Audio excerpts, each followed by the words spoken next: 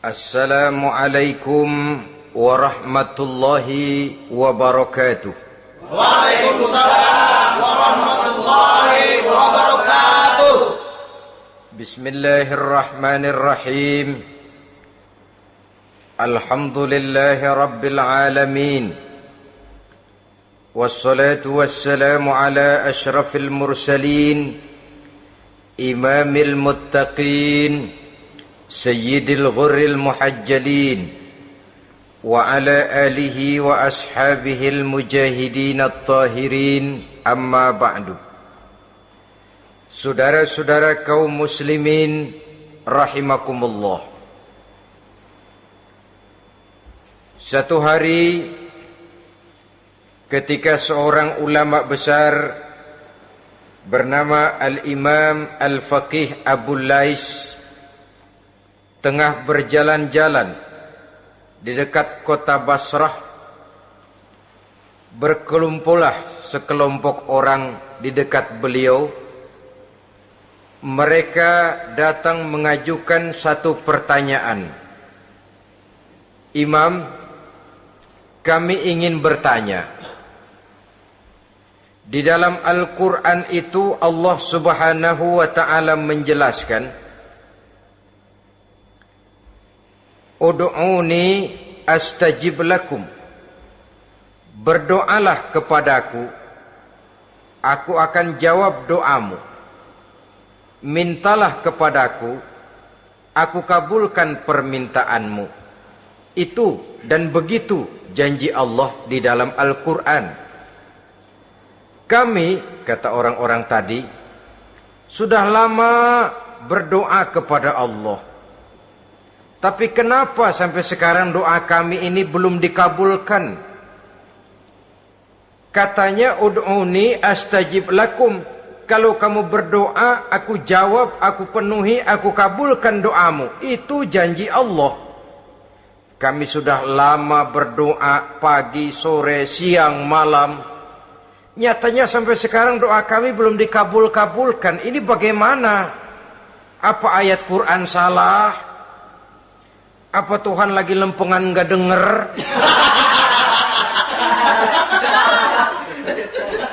Apa doa kami yang terbalik? Kelihatannya sepele saja ini. Doa tidak didengar oleh Allah. Permohonan tidak dijawab, tidak dikabulkan oleh Allah. Tapi sebenarnya kalau kita mau merenung, kemalangan apa yang paling besar dalam kehidupan ini selain daripada kalau permohonan dan doa kita sudah tidak dihiraukan oleh Allah? Artinya hidup sudah tidak diopeni oleh Allah. Jangankan Allah, saudara-saudara, kita nggak diopeni sama mertua saja bingung. Ini mertua diem aja, kalau saya salah apa salahnya, kalau ada yang dikepengenin apa kepengenannya, boyak ngomong kenapa diem begitu. Ini tidak diopeni oleh Allah. Kemalangan apa yang lebih malang selain daripada kalau doa sudah tidak didengar oleh Allah? Itu sudah kemalangan yang paling malang, lebih malang dari kota Malang saya kira.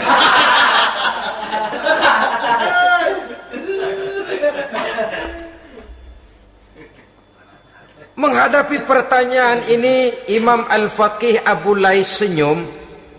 Lalu beliau berkata, tuan-tuan, tahu kenapa doa tuan-tuan tidak dijawab? Permohonan tidak dikabulkan? Allah sudah tidak memperdulikan tuan-tuan ini? Kami tidak tahu, Imam, maka kami bertanya. Begini, hati tuan-tuan itu mati. Dari hati yang mati, channel tidak nyambung kepada Allah. Dari channel yang putus tidak ada getaran strom, bagaimana akan timbul gejala? Hatimu mati, jadi pantas kalau doa tidak dikabulkan, permohonan tidak dipenuhi, doa tidak terjawab, hatimu mati. Saudara-saudara kaum muslimin, dari hati yang mati ini, getaran tidak akan sampai ke hadratullah azza wa jalla. Nah, ini juga satu penyakit yang kita sangat khawatirkan, yaitu apabila hati kita sudah mati selagi jasad masih hidup. Artinya, jadilah kita bangkai berjalan di hadapan Allah Subhanahu wa ta'ala. Sementara kita sangat disibukkan dengan menggali berbagai macam jenis obat penangkal penyakit zahir, dan kita kurang perhatian untuk mencari obat penangkal penyakit batin yang kalau diserang penyakitnya menghancurkan kehidupan abadi di akhirat nanti. Perkembangan ilmu kedokteran nyata benar diikuti dengan perkembangan jenis-jenis penyakit. Makin maju ilmu kedokteran, makin modern penyakit. Ngerti juga rupanya itu penyakit. Dulu kita tidak kenal yang namanya AIDS. Kita tidak tahu yang namanya liver. Kita tidak kenal yang namanya stres. Paling yang banyak cika, masuk angin, dan sebagainya. Tapi baiklah, penyakit-penyakit batin yang menyebabkan hati menjadi mati, dan dari hati yang mati, doa tidak naik, tidak didengarkan oleh Allah Subhanahu wa ta'ala. Nah, kata orang-orang tadi, yang menyebabkan hati kami mati ini apa, Imam? Beliau menjawab, pertama, araftumullaha wa lam tu'tuhu haqqahu. Yang menyebabkan hatimu jadi mati, pertama, kamu kenal benar kepada Allah, tapi haknya untuk disembah, kewajibanmu untuk menyembah, tidak pernah kamu laksanakan. Bagaimana Allah tidak akan jauh dari kita kalau kita tidak akan mengadakan pendekatan kepadanya. Dan pendekatan kepada Allah hanya bisa kita tempuh melalui jalur kegiatan ritual ibadah. Allah akan terlalu jauh apabila kita hanya membicarakannya lewat filsafat dan renungan yang mendalam. Tapi Allah akan dekat dan terasa hadir dalam hidup apabila kita dekati ia dengan pelaksanaan ibadah kepadanya. Kamu kenal Allah, tapi hakmu untuk menyembah, kewajibanmu untuk menyembah, haknya untuk disembah, tidak pernah kamu laksanakan. Kalau soal Allah, kita kenal bukan main. Bahkan tidak hanya kita mengajarkan kenal juga kepada anak-anak kita. Kalau ditanya siapa pencipta matahari, bulan dan bintang, Allah. Siapa pencipta lautan, gunung, hutan belantara dan sungai-sungai? Allah. Siapa pencipta bumi, matahari dan sebagainya? Allah. Sembahyang apa enggak? Bagaimana nanti?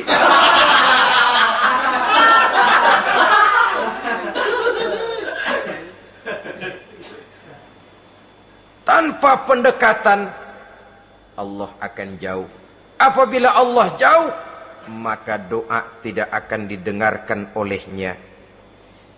Oleh sebab itu, logika mengajarkan kepada kita, berpayahlah dulu, wa mal ladzatu illa ba'da ta'ab, inna ma'al usri yusra.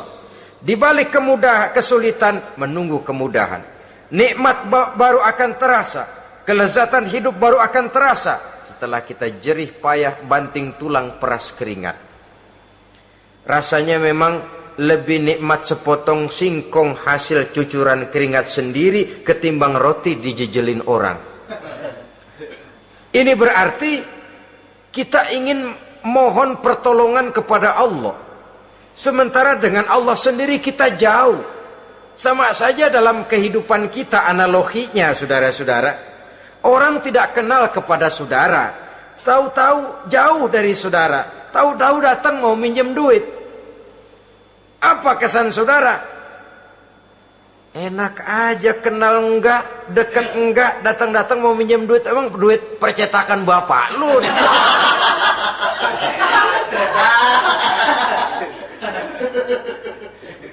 Sedangkan yang kita kenal, sedangkan yang kita bertemu tiap hari, Sedangkan yang sering datang ke tempat kita, kalau satu saat dia pinjam duit, toh kita kadang-kadang masih mikir.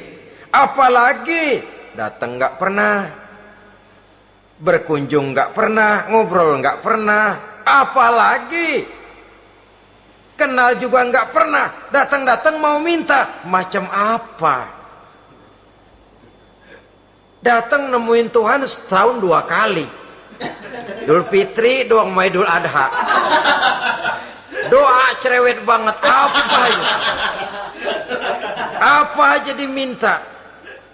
Saudara hadirin, bagaimana doa akan kabul, permohonan akan dijawab? Jikalau kita jauh dari Allah, kita kenal Allah, haknya untuk disembah, kewajibannya untuk menyembah, tidak pernah kita laksanakan. Itu yang menyebabkan hati kita lalu menjadi mati.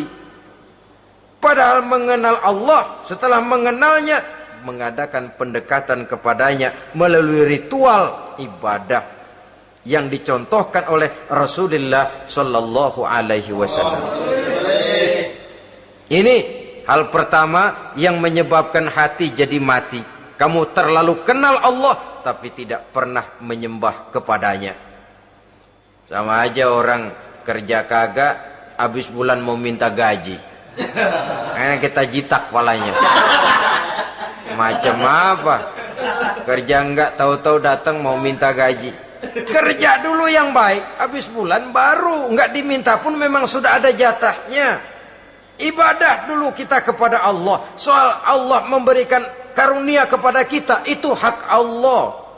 Apabila kita dekat dengannya, ibadah yang kita laksanakan benar, karunia itu akan datang kepada kita. Saudara-saudara, yang kedua yang menyebabkan hati jadi mati, qara'tumul Qur'an walam ta'malu bih. Kamu baca Al-Qur'an tapi ajarannya tidak pernah kamu amalkan. Kamu baca Quran tapi isinya kamu injak-injak. Sehingga ada peringatan dari Rasul Sallallahu Alaihi Wasallam.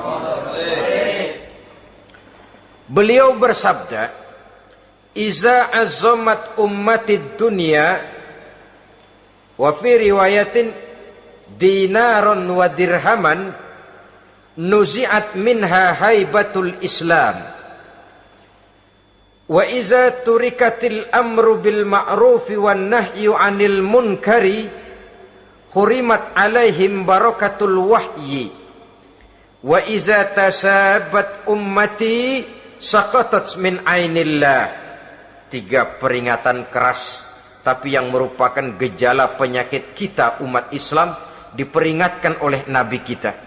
Pertama, iza azzamat ummatid dunya.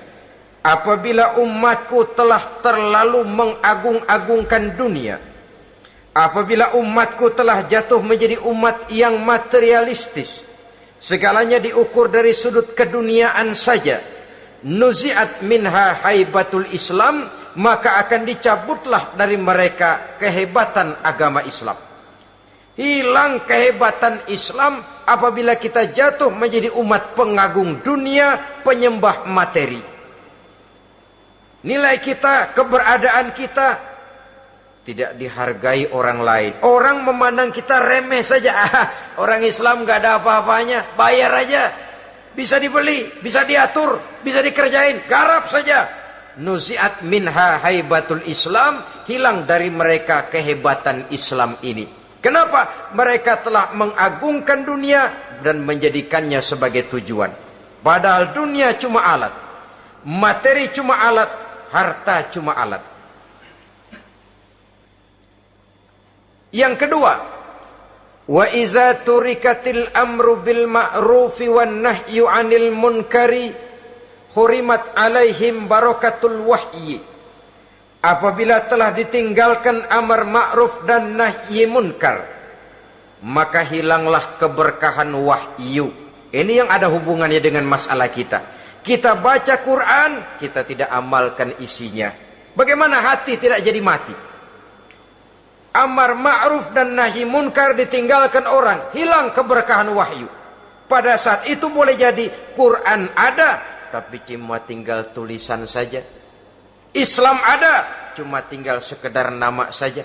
Diseminarkan, disimposiumkan, dimuktamarkan, tapi tidak dijabarkan dalam kehidupan sehari-hari. Apabila amar ma'ruf dan nahi munkar telah ditinggalkan orang, hilang keberkahan Quran itu. Akibatnya apa? Apabila amar ma'ruf tidak lagi digalakkan orang, nahi munkar tidak dilaksanakan orang, lalu orang menilai sesuatu menurut seleranya sendiri. Mana yang ma'ruf, mana yang munkar, tidak ada lagi patokan utama. Kalau baik kata otaknya, dia kerjakan. Tidak baik menurut otaknya, dia tinggalkan. Agamanya adalah otak, berhalanya adalah akal. Akhirnya umat kehilangan pedoman. Tidak lagi jelas mana batas yang ma'ruf, mana batas yang munkar. Dalam kondisi sedemikian, akhirnya akan terjadi penjungkiran nilai. Paling celaka nantinya, yang ma'ruf malah dianggap munkar, yang munkar malah menjadi ma'ruf. Peringatan ketiga dari Nabi, wa iza tasabat ummati saqatat min ainillah. Apabila umatku sudah saling berbantahan, apabila umatku sudah saling caci memaki, saqatat min ainillah, jatuhlah mereka dalam pandangan Allah Subhanahu wa taala. Hilang wibawa umat yang sudah saling mencaci maki, saling menjatuhkan, saling gasak, gesek, gosok. Justru agama menganjurkan kita ini saling asah, asih, asuh.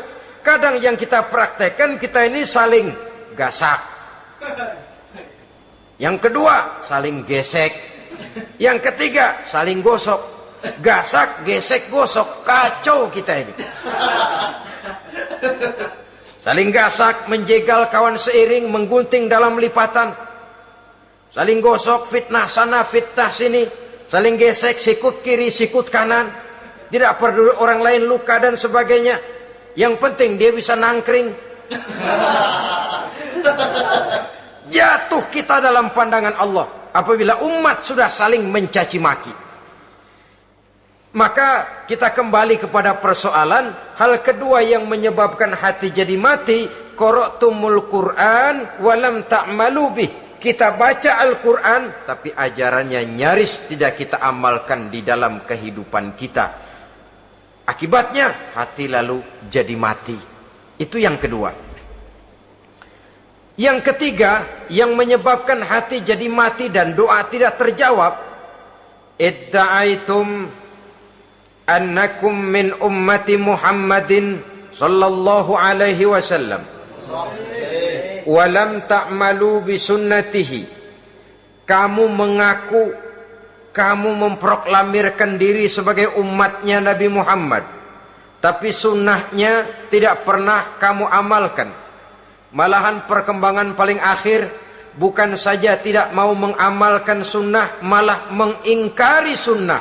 Inna lillahi wa inna ilaihi raji'un. Oh, Nabi Muhammad itu manusia biasa seperti kita. Sebagai manusia dia bisa salah. Dan ternyata hadis banyak yang palsu. Yang otentik cuma Quran. Selebihnya adalah sejarah. Tidak ada itu sunnah. Langsung saja kepada Quran.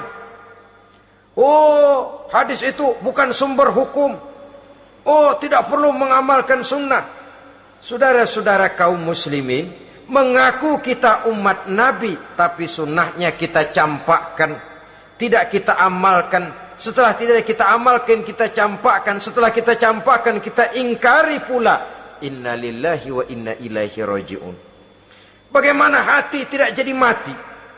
Kalau siang malam kita memproklamirkan diri sebagai umat Nabi Muhammad, sementara sunnahnya kita campakkan, kita abaikan, dan kita ingkari dia, sunnah itu.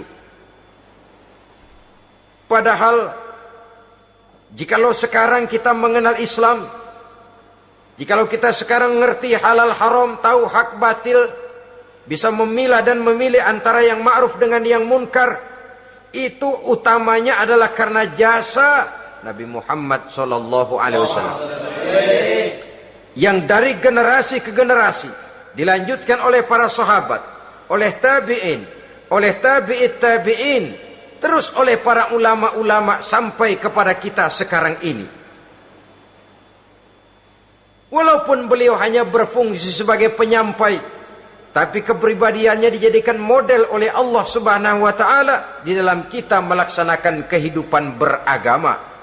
Bahwa beliau manusia seperti kita, memang dalam arti unsur biologisnya ya manusia, punya darah, punya daging, punya hati, punya perasaan, bisa sedih, bisa gembira.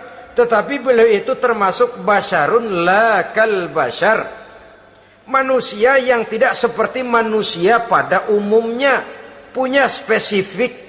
Dan itu wajar sebagai seorang Rasul pilihan Allah, apalagi merupakan Rasul pilihan dari sekian puluh pilihan. Bahwa jamrud itu batu memang, tapi nilainya kan berbeda dengan batu kolar. Satu truk batu kolar dengan barangkali segenggam batu jamrud, nilainya tentu jauh lebih mahal batu jamrud. Kalau soal batunya, sama batunya, tapi nilainya berbeda karena esensinya berbeda. Kita manusia, Nabi Muhammad juga manusia, sama manusianya memang, tapi kualitasnya, nilainya tentu jauh panggang daripada api. Itu sebabnya Allah menjadikan beliau sebagai model. Laqad kana lakum fi rasulillahi uswatun hasanah. Di dalam diri Rasul itu terdapat contoh teladan yang sangat baik bagi kita. Oleh karenanya, pada pertemuan kali ini, apabila kita konsekuen mengaku umat Nabi Muhammad, marilah konsekuen juga menegakkan sunnahnya. 3. Yang keempat, yang menyebabkan hati jadi mati dan doa tidak terjawab, akaltum ni'mata rabbikum walam tashkurulah. Tiap hari kamu makan nikmat Tuhanmu, tapi kamu tidak pernah mau bersyukur kepadanya, kepada Allah Subhanahu wa ta'ala. Nikmat Tuhan kita doyan banget, tidak pernah sehari dan sesaat pun terlepas diri dan hidup ini dari nikmat-nikmat yang diberikan Allah. Sejak kita bangun tidur sampai tidur kembali, bahkan tidur itu sendiri, di pasar, di sawah, di kantor, dimanapun kita berada, nggak pernah nikmat Allah berhenti. Hidup kita dalam alam diberikan segala fasilitas untuk menunjang kehidupan. Nggak pernah Allah pasang pajak matahari, nggak pernah Allah pasang pajak gas udara. Nikmat-nikmat yang banyak itu tiap hari kita kecap, tiap hari kita nikmati, tapi kita tidak pandai bersyukur. Padahal Allah memberikan peringatan keras dalam hadis qudsinya, man lam yashkur ala na'mai wa lam yasbir ala balai falyakhruj min tahti samai wal yatlub rabban siwaya. Siapa yang tidak mau bersyukur terhadap nikmat yang aku berikan kepadanya, dan tidak mau bersabar terhadap ujian yang aku berikan kepadanya, silahkan keluar saja dari kolong langit ini dan cari Tuhan selain aku. Diusir oleh Allah. Kalau orang tidak mau bersyukur terhadap nikmat yang aku berikan, dan tidak mau bersabar terhadap ujian yang aku timpakan, keluar dari kolong langitku, keluar, cari Tuhan selain aku. Diusir. Lah yang ngusir Allah. Anak sekarang bilang mau ke Menong.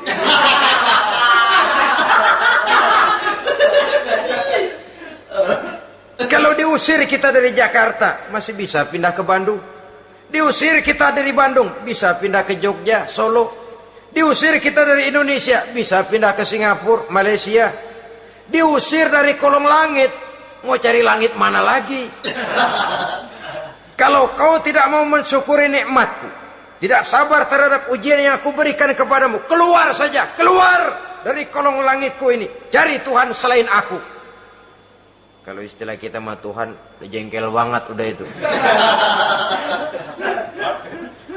Nikmatku, nikmat yang aku berikan kau makan, tapi kepadaku engkau tidak pernah mau bersyukur. Saudara-saudara kaum muslimin rahimakumullah, wajar. Kita dulunya tidak ada, sekarang ada, nikmat. Susunan biologis manusiawi kita demikian cantik, nikmat. Tinggal di bumi, fasilitas yang kita perlukan disediakan, tinggal kemampuan kita mengelolanya. Nikmat. Diberikan kita otak yang membedakan kita dengan binatang, nikmat.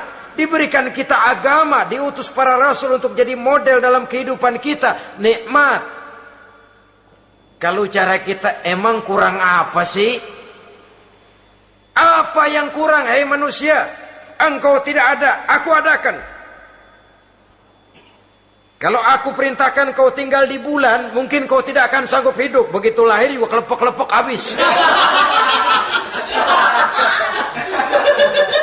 Ya nggak ada HO2 toh di bulan, mau ngisap apa?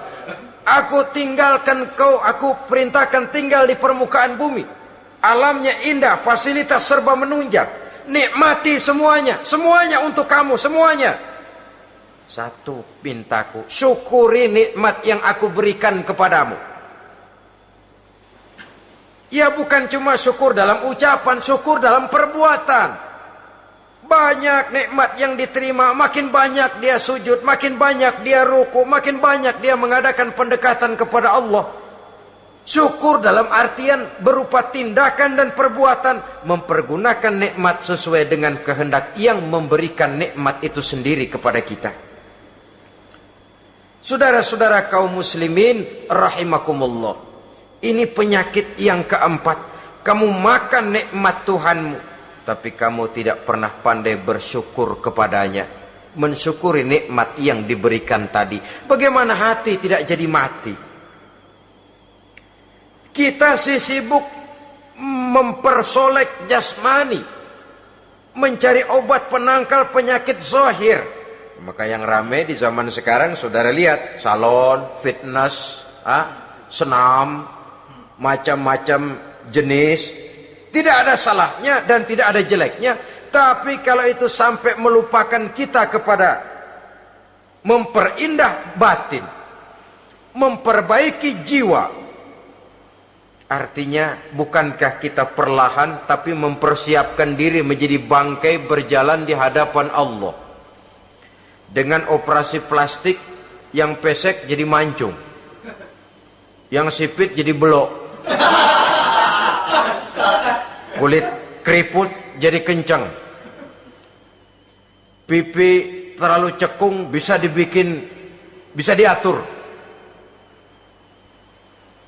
Saudara-saudara, tapi kalau hati yang rusak, jiwa yang rusak, kemana lagi kita akan berobat kalau bukan kepada agama? Maka hati itu jadi mati apabila kita selalu memakan nikmat Allah dan tidak pandai mensyukuri nikmat itu. Dari hati yang mati tidak akan ada getarannya. Oleh sebab itu doa tidak terjawab. Selanjutnya, yang menyebabkan doa tak terjawab dari sebab matinya hati, qultum annal mauta haqqun wa lam tasta'iddu lahu. Kamu berkata, kamu yakin bahwa mati adalah sesuatu yang benar, tapi kamu tidak pernah punya persiapan untuk mati. Padahal menurut logika, orang yang akan bepergian jauh tentu dia harus mempunyai bekal yang cukup. Semakin jauh jarak perjalanan yang akan ditempuhnya, semakin banyak perbekalan yang harus dibawanya.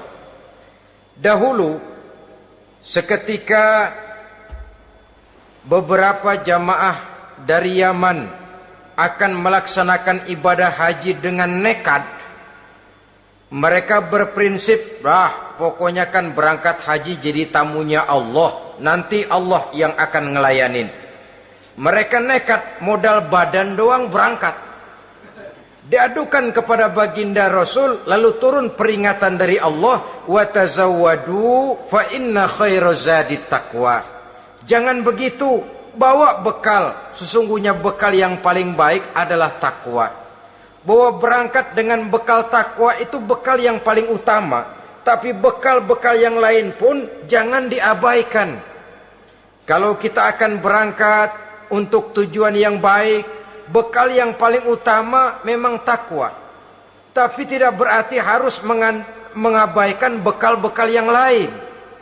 Begitulah, semakin jauh perjalanan yang akan kita tempuh, semakin banyak bekal yang harus kita hadapi. Kalau saudara mau pergi ke Surabaya, tidak membawa bekal kemudian berani berangkat, rasanya sih saya pikir itu bukan berani, nekat namanya.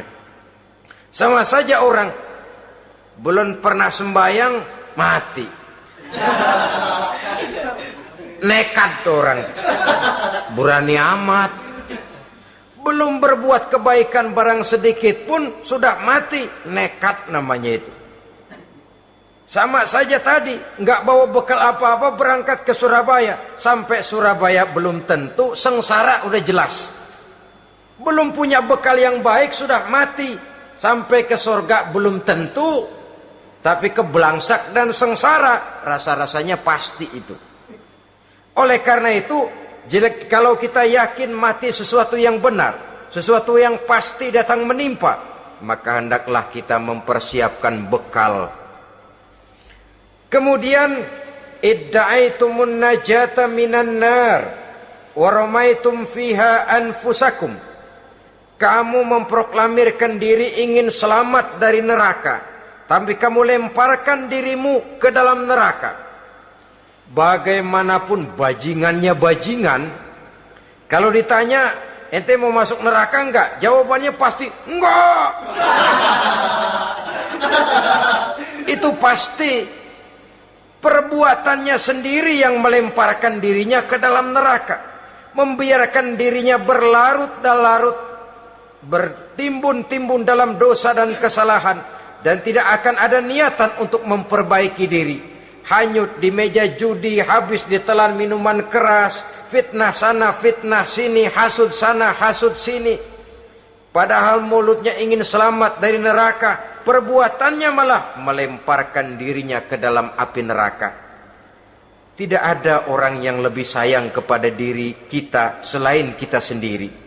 Dan menyayangi diri itu tidak cuma dengan memandikannya sehari 3 kali, memakaikannya parfum dengan segala macam merek, memakai sabun yang wangi-wangi, minyak yang harum-harum.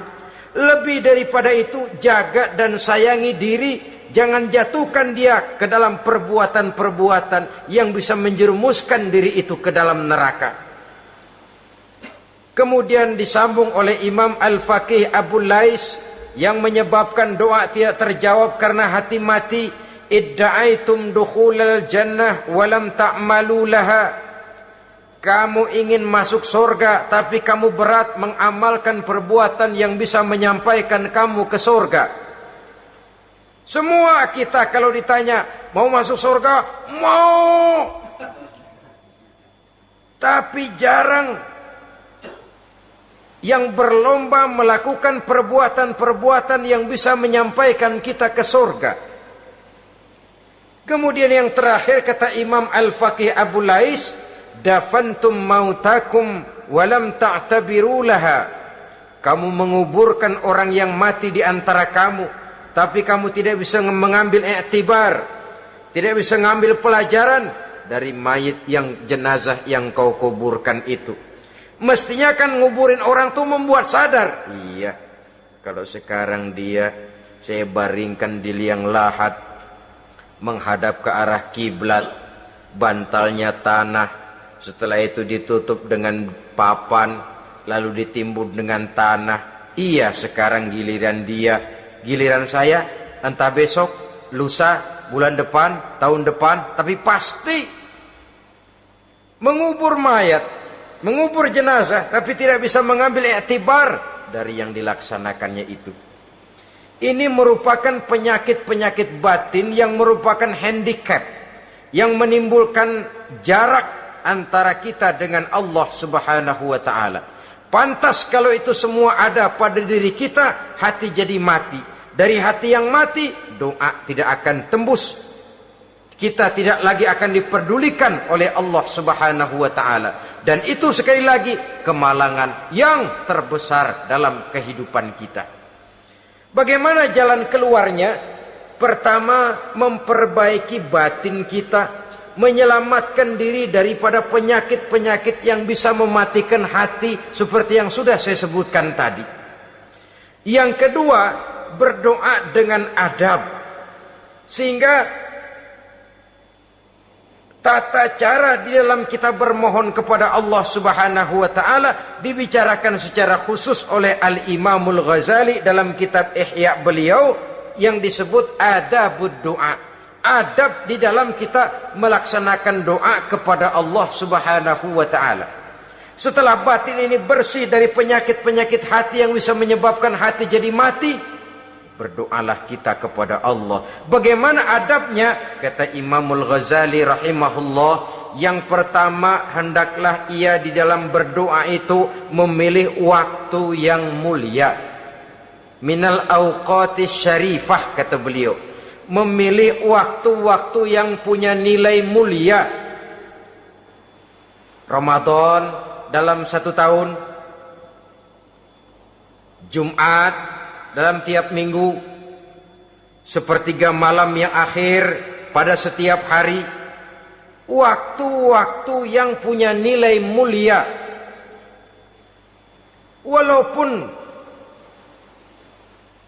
misalnya saudara berdoa pada hari Kamis, tidak ada halangannya Allah mau kabulkan. Ini tidak berarti bahwa kalau sudah berdoa hari Jumat lalu hari Kamis tidak mau berdoa, tidak. Lebih memilih mengintai waktu-waktu yang punya nilai mulia. Lailatul Qadar sekali dalam setahun. Waktu-waktu yang punya nilai mulia. Logikanya begini, saudara-saudara. Kalau kita datang ke rumah seseorang, tujuan utama kita minjem duit, yang paling pertama kita perhitungkan tanggal berapa nih? Kan itu toh, tanggal berapa? Kalau tanggal 20 atuh minjem duit, orang lagi ngap-ngapan, boro-boro dia bisa minjemin, dia sendiri mungkin lagi pusing. Kita lebih dulu kita amatin tanggal berapa nih? Yang enak sore apa siang? Jam 2. Jam 2 dia baru pulang dari kantor, tapi giliran tidur.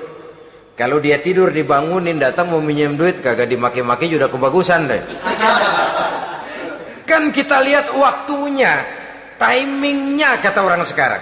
Tanggal berapa, sore apa malam, apalagi gulam apa terang bulan. Itu semua sudah kita atur sedemikian rupa, memilih waktu. Yang kedua kata Imamul Ghazali, memilih keadaan yang istimewa. Kalau tadi soal waktu, yang kedua soal keadaan. Ada situasi-situasi di mana doa itu diijabah oleh Allah Subhanahu wa taala. Di antaranya kata Imam Abi Hurairah,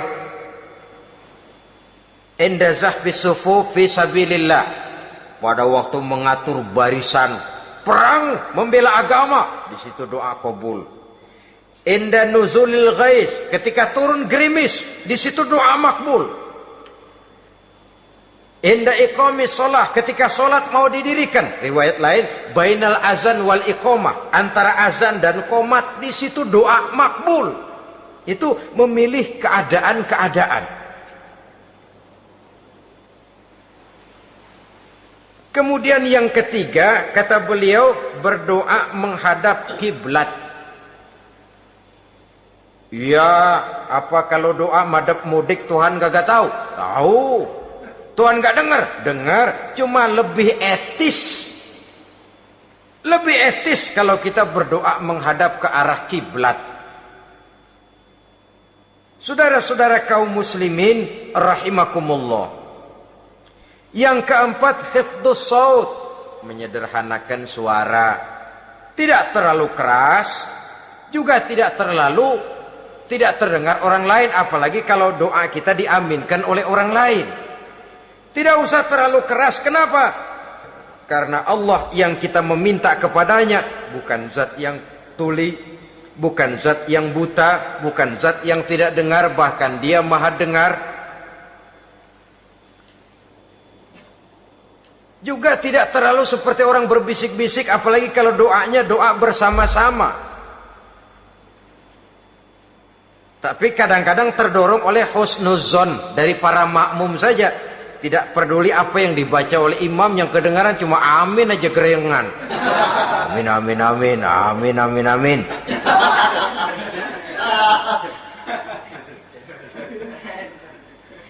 Juga tidak terlalu keras, seperti orang berdoa, seperti orang pidato. Saudara-saudara kaum muslimin rahimakumullah. Yang kelima, alla yatakallafa saja fid doa. Dalam berdoa, kalau istilah kita, jangan nyelongcong. Sajak sujak ini menunjukkan sikap berani kepada Allah. Misalnya ada orang berdoa, ya Allah ampunilah saya kalau engkau mau. Kalau Allah mau. Kasihanilah saya ya Allah kalau engkau mau. Itu doa orang songong. Atau sama saja, ya Allah berilah saya rezeki dikit aja. Emang kenapa pakai begitu?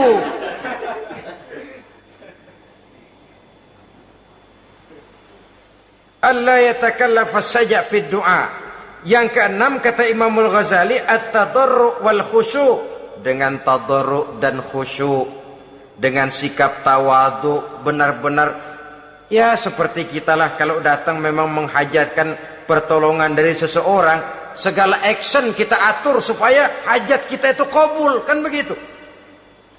Kadang-kadang istilah orang kalau perlu ngesor mah ngesor dah, yang penting permintaan dikabulkan, gitu saja. Kita lihat sekarang ini, ramai orang bicara soal film-film Parno. Kelihatannya pendatang-pendatang baru, pokoknya asal bisa main dah, bugil ya bugil dah. Yang penting nyohor, bisa tampil. Walaupun dalinya semua sama, mula-mula cuma iseng. Adegan panas bagaimana? Kalau tuntutan skenario apa boleh buat? Apa boleh buat? Emang nggak bisa milih. Setelah film beredar baru saya juga jijik ngeliat, lah tadi kemana waktu bikin? Udah jadi baru jijik, bikinnya merem memang itu.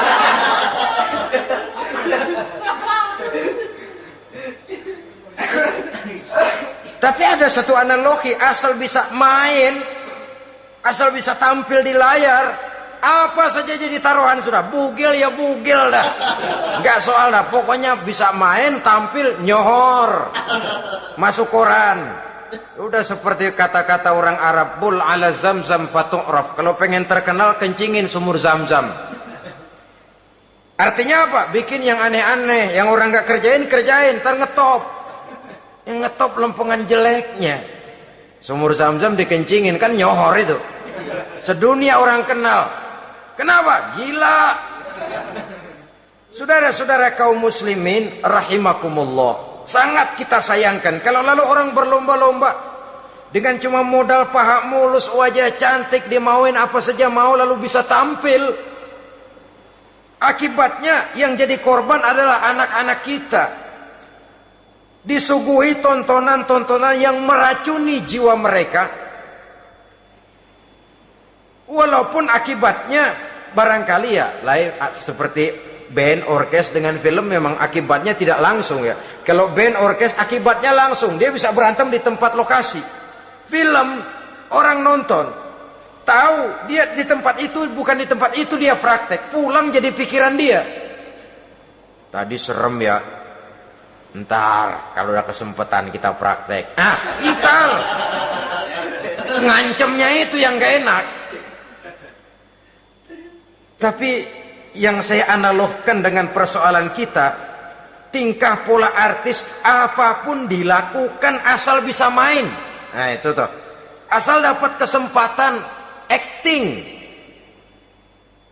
Dalihnya ya tuntutan skenario lah, isenglah, macam-macam lah, tapi yang jelas satu target, saya harus dapat kesempatan main. Untuk sampai ke situ, cara apa saja harus saya tempuh. Tidak peduli harus menginjak-injak norma dan budaya bangsa yang luhur. Tidak peduli harus bertentangan dengan kaidah agama. Tidak peduli hasilnya meracuni umat masyarakat, terutama generasi muda. Yang penting kan ngetop. Saudara-saudara, baiklah ya, itu soal lain. Tapi soal kita ialah at-tadarru wal khusyu'. Bermohon kepada Allah dengan tadarru, khusyuk dan tawadhu. Seperti kalau kita mau bermohon kepada seseorang, kita malah merendahkan diri. Pak, saya memang orang gak mampu, Pak. Utang saya udah selebar kampung, Pak. Anak udah 16 seperempat. Apa saja kita meratap, menghibah, mengeluh, merintih, ujungnya kan yang penting gue pinjam duit dapat dah gitu. Apa kayak diomongin, pokoknya pulang bawa duit, itu saja. Itu strategi manusiawi. Kalau ini kita adakan konteks, oh iya, kepada Allah lebih lagi kita tadarru, khusyuk, tawadhu. Doa dengan tawadhu, sebab kita akan bermohon kepada yang serba maha.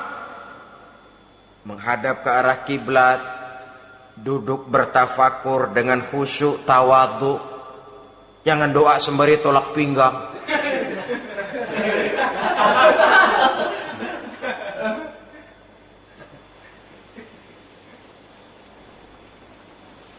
Yang ketujuh, kata Imamul Ghazali, ayyujzimad du'a wa yuqina bil ijabah. Hendaknya dia menjazamkan doanya itu dan yakin bahwa doanya akan dikabulkan oleh Allah. Sebab kata Nabi, innallaha la yaqbalu du'aan min qalbin ghafilin lahin. Allah subhanahu wa ta'ala tidak akan menerima doa dari hati yang lalai dan main-main. Doa ke orang ogah-ogahan.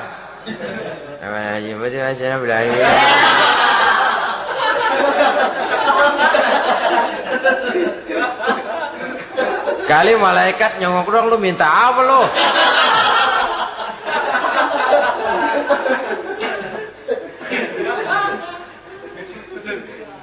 Seperti tadi itu, kita datang mau minjem duit sama orang, ngomongnya ogah-ogahan.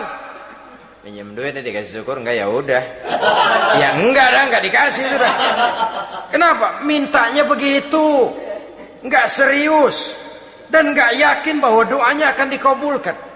Kalau kita sudah punya keyakinan, jangan-jangan doa saya enggak diterima Allah. Enggak. Ana, kata Allah, ana inda zanni abdi bi. Aku sih bagaimana menurut sangka hambaku kepadaku saja.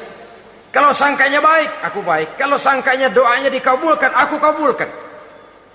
So itu doa harus dengan pasti dan harus dengan yakin doa itu akan dikabulkan dan meluruskan harapan, membenarkan cita-cita, meluruskan maksud apabila doa itu dikabulkan oleh Allah Subhanahu wa taala.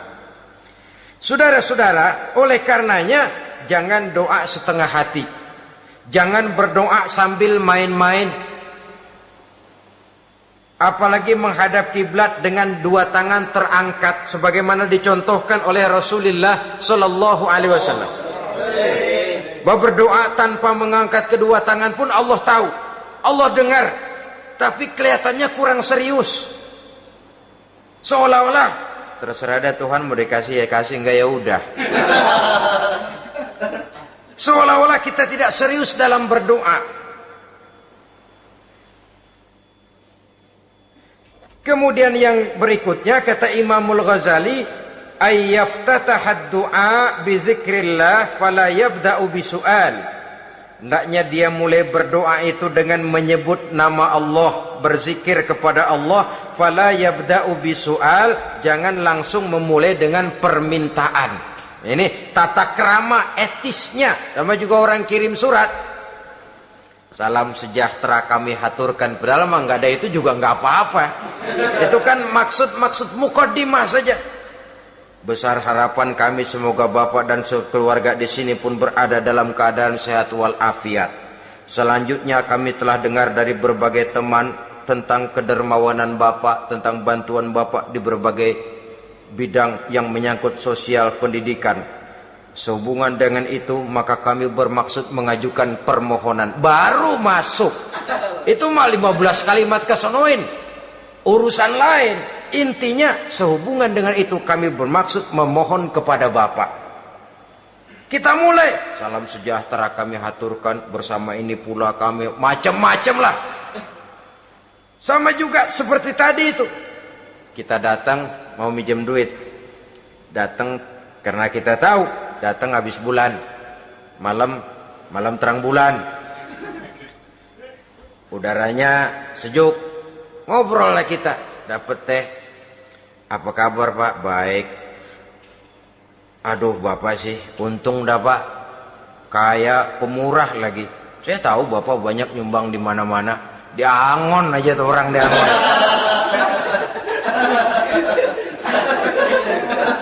Kira-kira udah mau telap aja baru dikedat. Ngomong-ngomong Pak. Nah, mulai nih kalau udah ngomong dah tuh mulain. Baru masuk. Jadi etisnya berdoa itu dimulai dengan zikrullah. Karena itu umumnya dimulai dengan Alhamdulillahirabbil alamin. Kita puji dulu Allah. Alhamdulillahirabbil alamin hamdan yuwafi ni'amahu wa yukafi'u mazidah. Kita puji dulu Allah. Seperti orang tadilah. Kita puji dulu kebaikannya. Walaupun pada akhirnya kita minjem duitnya. Ya, sebenarnya Allah nggak perlu dipuji toh. Dipuji atau tidak Allah tetap termulia. Ini etis manusia. Allah tidak berharap untuk dipuji oleh manusia. Allah tidak untung seluruh alam memujinya. Manusia mau memuji atau tidak itu urusan manusia sendiri. Allah tidak minta untuk dipuji. Allah juga tidak gila kepada pujian. Kalau kita memulai doa dengan pujian, etis kita kepada Allah Subhanahu wa taala di dalam kita bermohon kepadanya. Saudara-saudara kaum muslimin rahimakumullah. Kemudian menyesuaikan doa dengan kondisi. Ini termasuk syarat batin ya, taubat, waraddul mazalim kata Imam Ghazali, menolak segala macam kezoliman. Artinya kalau berdoa itu tahu diri. Kalau gaji kita sebulan 700 atau 800 900 ribu, berdoa minta rezeki 1 juta, itu tahu diri namanya. Kan cuman kurang 100 ribu. Ya, kalau kerja kagak minta gajian 1 juta. Pengen doa dikabulkan, rasanya secara etis nggak tahu diri orang berdoa seperti itu. Orang datang mau minta duit, mau pinjam duit kepada kita, kan kita lihat kira-kira mampu ngembaliin nggak nih orang. Kita lihat, kita evaluasi kemungkinannya. Lalu si yang minjem tentu tahu diri. Kalau memang kekuatannya ngembaliin tidak seperti kekuatannya mulangin, hendaknya dia timbang rasa. Begitu juga kepada kita etisnya kepada Allah Subhanahu wa ta'ala. Tahu diri, menyesuaikan doa dengan keadaan. Kalau tidak ada gap terlalu jauh panggang daripada api, nanti nasibnya bagai si pungguk merindukan bulan. Apabila adab-adab di dalam berdoa ini kita perhatikan, sejak dia dari adab yang zahir sampai kepada adab yang batin, kemudian penyakit-penyakit yang membuat hati itu jadi mati, maka insya Allah doa kita dijabah oleh Allah Subhanahu wa ta'ala. Dalam Al-Baqarah ayat 186 Allah Subhanahu wa ta'ala menjelaskan, wa iza sa'alaka ibadi anni fa inni qarib ujibu da'watad da'i iza da'ani falyastajibu li wal yu'minu bi la'allahum yarshudun. Apabila hambaku bertanya kepadamu Muhammad tentang aku, kata Allah, fa inni qarib, katakan kepadanya aku dekat sekali dengan mereka. Ujibu da'watad da'i iza da'ani, aku akan jawab aku kabulkan permohonan orang-orang yang berdoa kepadaku. Falyastajibuli wal yu'minu bi, maka hendaknya mereka juga menjawab panggilanku atas dasar iman kepadaku. La'allahum yarsyudun, semoga dengan ini mereka kelak mendapat petunjuk. Saudara-saudara, Al-Baqarah 186 ini dengan nyata menjelaskan kepada kita, Allah akan menjawab doa, mengabulkan permohonan apabila kita falyastajibuli wal yu'minu bi, juga menjawab panggilan Allah atas dasar beriman kepadanya. Logikanya tadi itu, araftumullaha wa lam tu'tuhu haqqahu. Kita tidak pernah mau menjawab panggilan Allah sementara kita berharap doa kita dijawab oleh Allah. Apa enggak pincang? Apa enggak berat sebelah? Panggilan Allah kita berat memenuhinya, sementara kita sangat berharap agar permohonan kita, seruan kita dikabulkan oleh Allah. Menjawab panggilan Allah atas dasar beriman kepadanya. Kenapa? Ada orang menjawab panggilan bukan berdasarkan iman, tapi karena target lain. Datang sembahyang Jumat paling dulu, target utamanya pulang juga paling dulu nyabet sendal, nyabet sepatu. Menjawabnya iya, tapi tidak karena iman. Jadi apabila kita rajin menjawab panggilan Allah atas dasar beriman kepadanya, maka seruan, permohonan, doa niscaya dikabulkan olehnya. Ini saja, mudah-mudahan ada manfaatnya. Terima kasih atas segala perhatian. Mohon maaf atas segala kekurangan. Usikum wa nafsi bitaqwallah. Wassalamualaikum warahmatullahi wabarakatuh. Waalaikumsalam